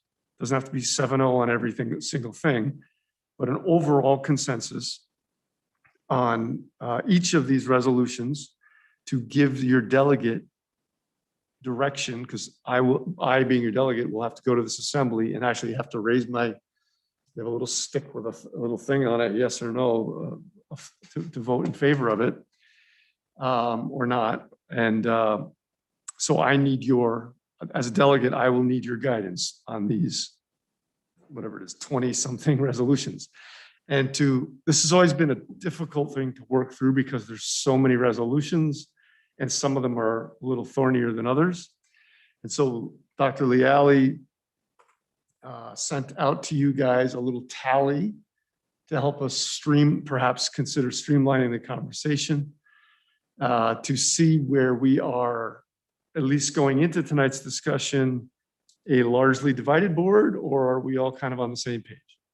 And so what we're going to do is have a discussion focused on those issues where we are less than a 5-2 in support one way or the other, right? Mm-hmm. So if it's a 3-4-2, whatever, anything that is not 5-2 or better, we will have a more in-depth conversation. We will see if we can move toward greater consensus, but we don't have to have anything greater than what we have going into it tonight. I just need marching orders walking out of it. So at the end of tonight, we'll hopefully come out with a total tally that we're all comfortable sticking with, that we will then vote on at our next board meeting to just put it on the record, what we are in support of or in opposition to in these delegate resolutions. So we'll have some discussion on, I think, 5 or 6 of them. And Dr. Leal is going to lead us through that because she did the tally work. And if somebody thinks that we need to speak about one that we are not planning on, by all means, raise it. But that's kind of how I envision this moving forward. And if you have questions. What if, we don't know though, if we were in like the, let's say I oppose something, but everybody else supported it, and I want to talk about it, but Go ahead. I don't know what the answers were, because we're only talking about 5. Well, if Lisa doesn't. I'm going to tell you actually all of them, Oh, because thank in you. the Okay. interest of transparency, I Yeah. think it's Yeah. important that everyone know whether or not the board's going to. But we're not going to automatically dive into a big conversation unless it's more of a split. But you're welcome to make a point on an issue that you feel strongly on, because it's for the public record, right? And the public should know that these are things that we are asking the Illinois Association of School Boards to spend time, money, to dedicate resources to advocate for on our behalf. Sometimes there's a difference in what you personally believe is the right or wrong direction, as opposed to what you think IASB should be advocating for. An example of that historically, I'm not trying to say this to influence anybody's position, but there's some of the gun related issues, the gun storage, gun locking things, were opposed in the past, and the IASB committee recommended opposition because they felt like that was outside of their purview, not because they as individuals felt one way or the other, but they felt that was overreach for them. So you have to kind of think of it from both ways when you decide to oppose or support different things. Does that kind of make sense? Now we turn it over. Okay, so we're going to go through these quickly. And I will let you know that at this point, there's only 5 to discuss. So- Unless somebody wants to Unless you bring it want up. to, yes, discuss a different one. So we'll start with new resolutions. I don't know why these are in different order, but we're going to go on the order of your checklist. Number 7, Indigenous people curriculum inclusion. The board votes to support, which is in alignment with IASB recommendation. Item 6, reorganizing the board from 28 to 40 days. The majority of the board votes to support, which is also in alignment. On new resolution 8, science of reading curriculum, the majority of the board votes to oppose, which is also in alignment with IASB. The first one we have to discuss is item 16, school code review. You want to read that or give a little background on I what that can. is? Yeah, that's a good idea. So on the school code review, the Illinois Association of School Boards, this is the proposed resolution, shall lobby the Illinois State Board of Education to complete an in-depth review of the school code and make recommendations for systemic education change to the General Assembly. The goal shall be to provide recommendations to change sections of the Illinois school code that disproportionately harm students in protected classes while unfairly benefiting advantaged students. The resolutions committee the ISB resolution committee recommended not to adopt. And the submitting districts, they had said the submitting district's proposed resolution was not focused enough to be achievable. So that is why the resolutions committee is voting not to adopt. And currently we have 3 board members in support, 1 who is unsure, and 2 that are opposed. I'll start here. I said I was in support, but I actually have a question about this. So I said I was in support because overall, I think review is a good idea. And it seems the only reason they're recommending not reviewing it is because it's not detailed enough in how they can review it. And it just seems like that's something they should be able to figure out. So that's why I said to support. But my question is, do these resolutions have to be with that much detail? Like you will review it by steps A, B, C, D, and E for them to be valid and good? Or as they move through the process, can they get amended and changed? It's a good question. I've seen feedback, common point of feedback over the years that I've read these things is the proposal isn't detailed enough. I guess it's having to do with how the ISB imagines it would be enacted. I can read a little bit more. While the committee voiced concern over the fact that the school code continues to grow year after year, they believe the task of the school code review is too broad. Without more clear direction and more narrow focus, the committee was not fair. So in other words, the review, while there's a general goal of what to do with the review, I don't think there's specific enough recommendations about what to do if there is. So there would found need to be clear direction in the resolution. in order for them to advocate for it. Because I took it Okay. like it was too many schools, too many codes, and they couldn't quite possibly get a handle on all of it. Well, so the school code guides all the school districts in Illinois, so they would be So it's reviewing the one school code. code. Yeah, But I right. think what they're suggesting is that the school district that's proposing to do this, while the goal is very broad. Okay. So without enough direction, I don't know, it could be because the ISB is just not sure how to advocate for something so broad.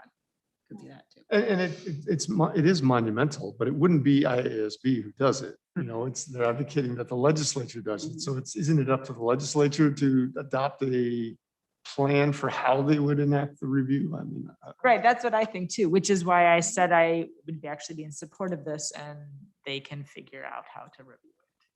I'm with Yeah. Anne and I support it, but my question was, would this be like a stepping off point where like they review the code and come back with like a more updated 2021 version, and then we can tailor it locally to our needs, like with our additions? well, If that just to be helps. clear, we're not talking policy. Yeah. Right. we're it's talking- that school code, right, so I'm thinking like if it is too broad when it comes back, if it was to be reviewed and we changed it, like, do we have a chance then to also vote? Well, they would come back in a following year. If it gets rejected at the delegate assembly, this school district who proposed this can come back in future years with a more refined resolution. I was just gonna say I supported it and I echo what Ann said. To me,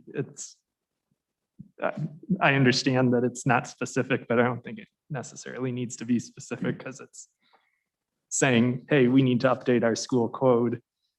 The state, the government needs to look at it. And I think it's admirable to update it to provide sections, to look at specifically sections that harm students of protected classes while unfairly benefiting advantaged students. I think that's a good goal. And to me, that gives it some focus, even though IASB, the resolutions committee, maybe didn't feel that way. So I think it's a worthy task and definitely monumental, but if it's something that needs to be done. I opposed it because it felt so general. And to me, it gives a feel of if this passes, all of these things are being done, but without some structure around it, it feels like we can say these things are being done, but how are they going to be done? So someone could claim we're taking care of these groups, we're taking care of all people, et cetera, et cetera. But are we without specific details and procedures and processes around it? I'm in favor of supporting, and I know I wasn't included in that tally there, which is, I didn't get to these until right before the meeting. But I'm in favor of going against the ISB committee we have to start somewhere, and this is a good start. And I think that's the key. So I'm definitely in favor of supporting it. And I don't disagree with that either. I mean, certainly it's something. It just makes me nervous to see something rolled out without a lot behind it. Without some clear direction. Mhm. I couldn't remember what I said. I was just scrambling to find my email to Lisa to see what I I said. can tell you. I got it. I found it. And- Okay. And I was opposed. But having heard this, particularly Ann's comment about why is that an insurmountable problem? The fact that they didn't outline the details of how you would do that doesn't seem like that should be a stopper. So I would say I would support it. One thing to be clear, one thing that comes up in every delegate assembly that I've ever been to, that hopefully I'm not going to confuse everybody, by saying this. But somebody always asks, are we voting for the IASB's position, or are we voting in favor or opposition to the actual resolution itself? So we're voting in favor or in opposition to the resolution itself.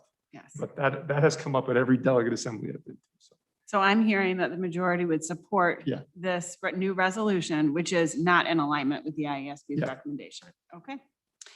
Item 3, new resolution, school board member compensation. The majority of our board voted to oppose. Number 10, cannabis sales. The majority of our board voted in favor of, and both of those are in alignment with the IASB. I want to recommended. talk about that one. Okay. Sorry. before we go there, can you highlight what that really says? I sure can. Just so it's clear. We're not talking about being a dispensary No, on yeah. campus or anything like that. Be it resolved that the Illinois Association of School Comment. Boards shall introduce and support legislation that would allocate 20% of the state tax revenues from cannabis sales to public education programs that support youth development, violence prevention, and health education. The resolutions committee recommends to adopt. The rationale in discussing the possibility of utilizing tax money this way. They recognize the importance of the potential new money to be supplemental, not supplanting. There's some hesitation on whether or not supporting this type of resolution would send the wrong message to students. The submitting district acknowledged those concerns, but reiterated that schools could provide more student services with the additional money. So this is something I look at literally every day of the year in multiple states. What I can tell you about the way the legislation was written in Illinois in general, not just this one, but cannabis in general, is that there's a lot of empty promises. This sounds really good. It will not happen. And I think that my biggest concern was actually outlined here is that the message it sends to students and what we're actually getting behind. Because this is, I understand why they want to do it. I do, but it's the same thing that was promised to municipalities, the same thing that was promised to townships, and none of that has come to fruition. This is the way that this legislation was passed, and I fully acknowledge it because of my career. I'm biased, so I'll put that out there. But I will tell you that I'm looking at this every day, and what's promised never comes to fruition. And the number one thing students say is that, well, why is this such a bad thing if school boards and educational institutions and health systems and all these are just more concerned about the money than the actual drug itself? So I'm strongly in opposition, but I understand why this is here. I'll put in my 2 cents that I don't have your education background of looking at it every day, but I looked at it like we already received from alcohol and cigarettes, gambling, things that if in my mind, I was like, if a student was accessing the records and realizing where our tax money comes from and they could decipher all that, I don't think it shows necessarily a negative message. I think it's already been built into the system for a really long time. So I didn't feel like I was supporting the sales as much as I was supporting funds, especially in districts that may not receive as much as we do. So that's why I supported it. Yeah, I supported it too, although I highly recognize it as a controversial issue. And my thinking of it as I read it, well, I will admit, was not super deep. It was just, well, the money is coming in anyway, so why not benefit from that? And my other thought was, do kids really know where their school funding money comes from? And so I didn't see that as much of a deterrent. I can promise you they do, because I talk to students almost every day who they started looking at this when it related to vaping. And now there's student groups in many, many schools, including high schools here, who that's one small portion of my issue with it. But that I can assure you, in working with students who actually look at this, there's clubs and schools that look at this very thing, and including in our local community. So just to clear that up, and I've already said my piece, so I won't say anymore, but that's students absolutely do know, not the average student, but there are students in schools who do know. My thought process was very much what Carrie's was. It's already there, and we're already taxing for things that we don't want to promote. It doesn't feel a whole lot different. Anybody else? I don't think that changes our direction on that. Okay, item 11. Clean energy infrastructure federal funding, the majority of the board votes to support, which is not in alignment with the IASB recommendation. Item number 4, board member childcare reimbursement, the majority of the board votes to support, which is in alignment with the IASB recommendation. Item 12, we need to discuss electric school buses and charging stations with federal funding. We have 2 board members in support, 3 in opposition, and 1 unsure. I'll read a little bit about this one. The details for the huge audience that we have watching, if they're interested in the details of the ones we're skimming over a little bit, it's all in our board packet that's available on our website that you could drill down into and read about what exactly is being proposed here for the IASB to advocate for on our behalf. So item 12, be it resolved that the Illinois Association of School Boards shall urge the Congress of the United States to provide federal funding to school districts for clean electric school buses and charging stations. The Resolutions Committee recommends to not adopt with recognition that electric school bus technology has advanced recently. Concerns over practicality for all districts led to a decision by the committee to not recommend the resolution. So I will say I was one who was in favor of, or I wanted to support this, which is not what IASB recommends. And my note I wrote to myself here is just said that I understand it's impractical, but I feel the need to promote, you know, environmental change, and you have to start somewhere. So I'm always going to be in support of things that promote environmental change. That's where I am too with it. I know I didn't give you that in advance. That's where I am too with it for sure, for the same reasons. Practicality is less of a concern for me in this regard. And I opposed it, but went back and forth because I feel the same way. Like we need to start somewhere. But then I couldn't quite say, all right, let's do it. So I can go either way, really. It was the undecided because my questions were, how does this affect us since we don't own our own transportation? for our That was a district? piece of it for me.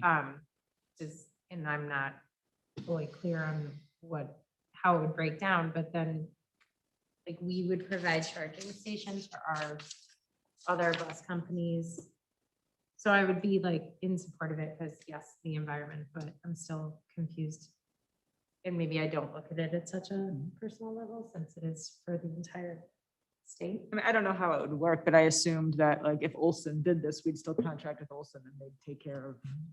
Would they get the the buses, funding? right? Could potentially Could be reduce federal costs. funding for school bus and charging stations, I mean, is that really our choice? because many districts outsource their transportation.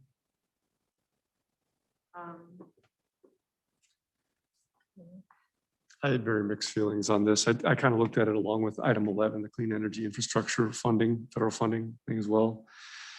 And was looking at from the point of view that should I be consistent on the two when I approach them?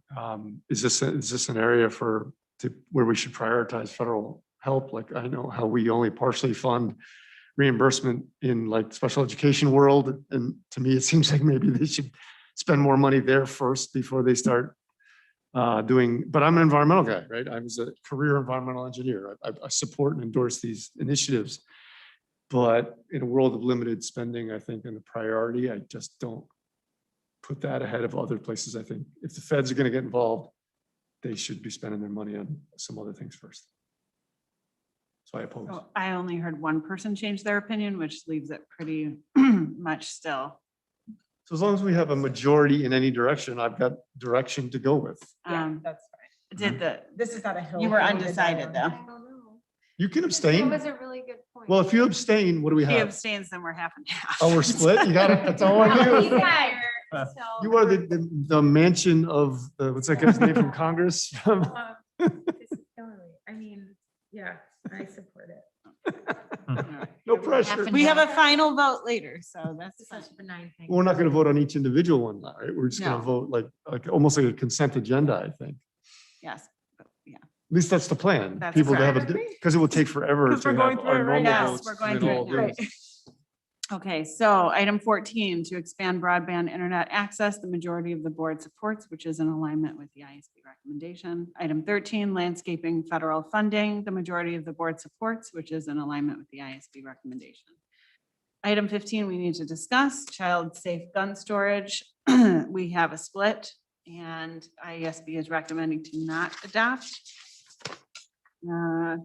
Be it resolved that the Illinois Association of School Boards shall support and advocate for legislation which strengthens child-safe gun storage laws in the state of Illinois, requiring gun owners to store firearms, whether they are loaded or unloaded, in a securely locked container, if a person under the age of 18 is likely to gain access to the weapon without permission. The Resolutions Committee recommends to not adopt, ultimately feeling that the resolution went too far and that it was not the place of the local school board or IASB to determine the actions that people take in their own homes. You can add me as a support, because I didn't give you that. I'm in support of this one also. And I do understand the argument that this is outside of IASB's jurisdiction, if you will, but the people whose jurisdiction it is aren't doing anything about it. That's right. So Yeah. somebody's got to. And I think our jurisdiction is always anything that could keep more kids safe. So I am 100%. I don't know why, frankly, we wouldn't want to have stricter laws. So that's. Yeah, I That's recognize it's probably not in IASB's purview, but at the same time, we're having preschoolers have safety drills in schools. So if there's something we can do to keep guns out of kids' hands, I think we should do that. That gives us 4-3. Any other comments? Okay. Item number 1, pre-service teacher education and licensure and literacy. The majority of the board supports, which is in alignment with the ISB recommendation. Item 5, remote virtual school board open meetings. The majority of the board supports, also in alignment with the ISB recommendations. Item 2 needs discussion, student safety and protection plan, although it might not need discussion. We're 4-2. It was a little bit of a split, but it's definitely a majority in support. And I'm a support, so you can make that. That's 5-2. Yeah. We do not need to discuss unless anyone would like to. Okay. Item 9, health and sex education curriculum. We do have a split, 3 in support, 2 in opposition, and 1 undecided. And this is our last item to discuss. Be it resolved that the Illinois Association of School Boards shall support and advocate for local school district control of content and curriculum for health and sex education courses offered in their districts. Resolution Committee recommends to adopt. They shared that flexibility should be afforded districts for curriculum content, and requiring curriculum to be tied to a nationally determined standard is too far removed from local decision making. I feel wholly uneducated on this one, to be perfectly honest. I said support because I generally like the idea of local control over as much as possible. But I have to be honest that I don't know enough about this Illinois law that was passed to feel super strongly either way, I guess. You know, like why are people opposing this law? It clearly passed, so there must be some benefit. I to liked it, the idea but- of local control also. That was the appeal to me. See, I'm undecided because I don't like the idea of local control. I don't think that I can trust every district in the state of Illinois to be educated enough to know science, and they can choose what they want to teach when it comes to like actual science-based things that kids need to know about in regards to sex education and health. So it made me uncomfortable. I like the idea that there would be something specific that they would need to teach and not be able to change it to their local beliefs. In a sense, so I'm just back and forth with it because I do like tailoring things to the needs of a certain community, but you know, I see it in other states that they take sex education and health completely off of their curriculum because they don't believe that the kids need it, but it's, in my opinion, pretty important. That makes sense to I me. agree. And That's I was very really important. just thinking selfishly of our own district, really, now that you talk about it that way. Sorry. My views are, I struggle with this one a lot, as well as the item 2, the student safety protection plan. And my struggles are specifically surrounding the issues of local control. I see in my view on that changes issue to issue, and I recognize that as a problem because I think it's something you need to be consistent about.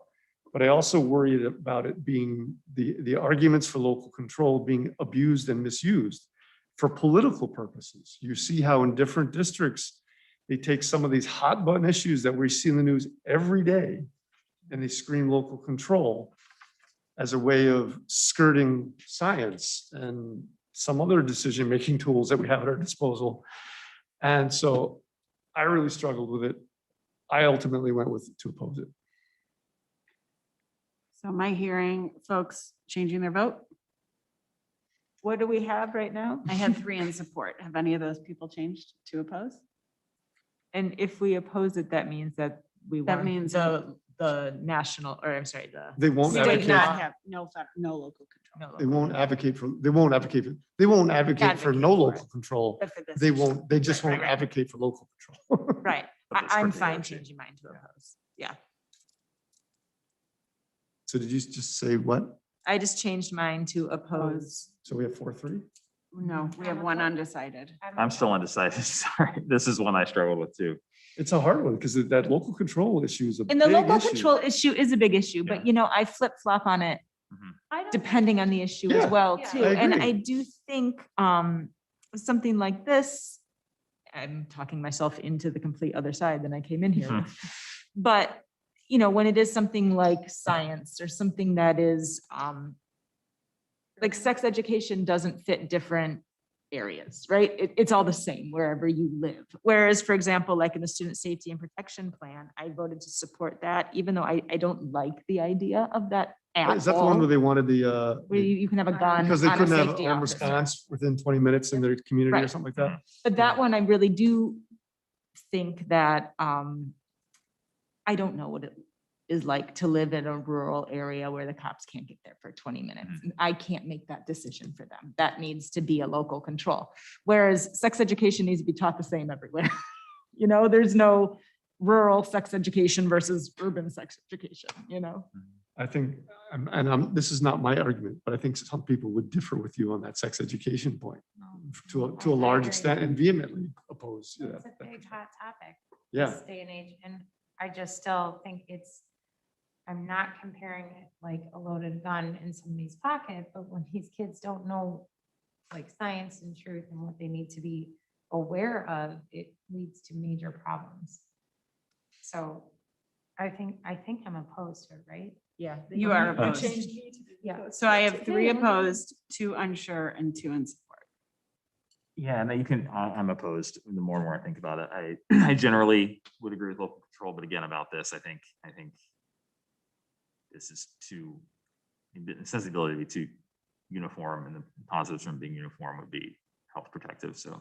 Something that I keep going back and forth with local control is that, like, if you think of how close our local control is to our next door neighbors, and if they differ, like, your kids still mix locally and different ideas. So, like, I think it's okay to flip flop, in my opinion, Yeah. of local control. I think it's from an academic point of view, it's a fascinating discussion, right? Like, It should you is. be consistent in applying local control to everything? Or what's your position? I don't know.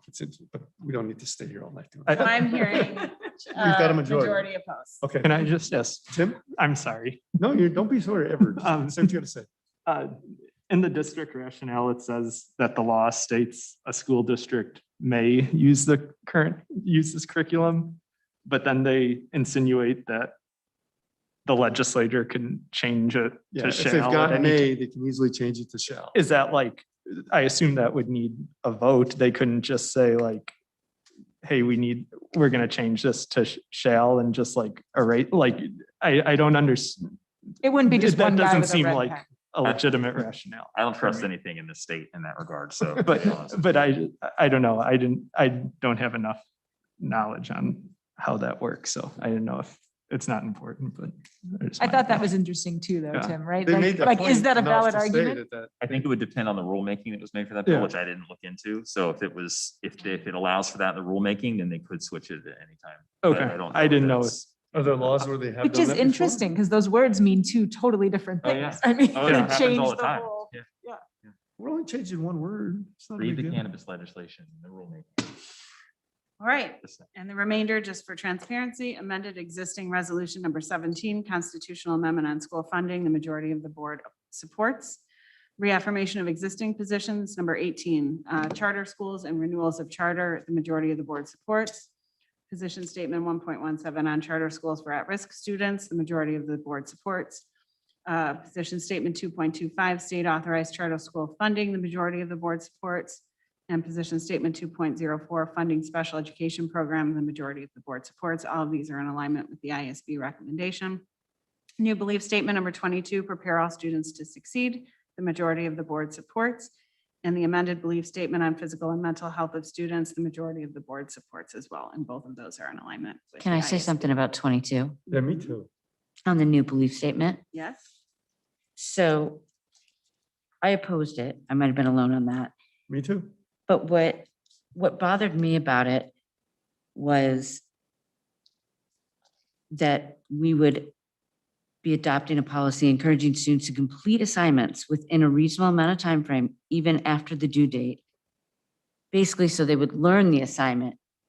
And because you don't want a student to get a 0 out of 10 and then be in such a hole. But this is bringing me back to standard-based grading a lot. Yeah. So you want the student to learn the information, and that's great. I don't oppose that. What I do oppose is that when they take a job 10 years from now, their boss is not going to say, let me give you another shot at that project. I'm with you. And this is saying, let's make it a blanket statement that a kid who doesn't hand in an assignment still can have that chance to do it. I think it should be a teacher decision, a trust the teacher scenario. If the teacher knows this child has tried and this, that, and the other, that's one thing. But this gives the opportunity for a kid, maybe one of mine, who thinks, I'll get to do it next week. I'm going to play Xbox instead right now. That's all my thought process on it. Like it might be a tool to use in inclusion and that kind of thing to help shift like the standard way of learning for some kids that may not be able to fit into that mold of standard. Believe me, I told my son, like, oh, you didn't prepare for your test and you get another chance to take it. Like, you're not taking it, you get that first grade. That's your fault, right? That's your issue. But I looked at it and was like, there's definitely like a group somewhere that would benefit from this because that's. And then they should have a 504 or an IEP. Yeah. Can I read the language so that we're all in?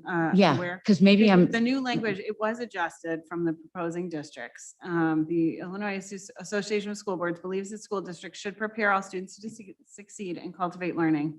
To that end, ISB urges school districts to consider adopting a policy encouraging students to complete assignments within a reasonable time frame, even after the due date, by developing guidelines on how to grade a student's late assignments.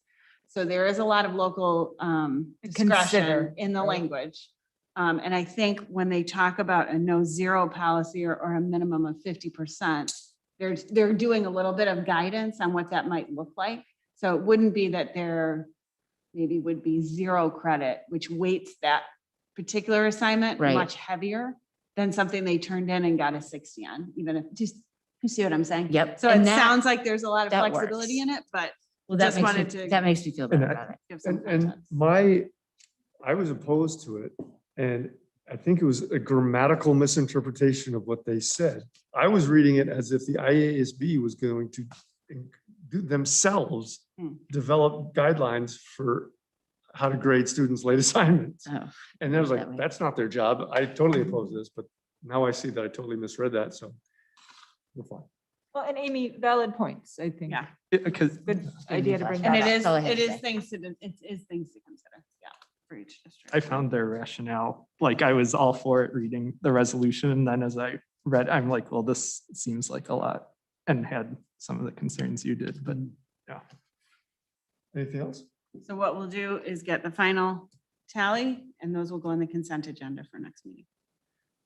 Did the logistics of how that just proceeded seem relatively smoothly? Because Way better than last year. because there's been Agreed. years it was Totally awful. agreed. It took hours. I Kinda was like dreading the this last one. Jay had a good time listening to our discussion. All right, that's good feedback. All right, so item 7, FOIA requests. The details of any FOIAs are in the board packet. I don't think we had any at the time of this printing, right? And then we offer the opportunity for public comments. We've got nobody in the audience here, but Shelley Goff, our board secretary, will let us know if we've got anybody in the waiting room or any written comments to read. No one waiting in the waiting room and no public comments on our Google Sheet. Thanks, Shelley. So no public comments. Any from public comment or anything from the board? Any last minute issues, questions, comments, concerns? All right. May I have a motion to adjourn at 9:01 PM? So moved. Second, Roll call. No, all in favor? I. Opposed? We are adjourned.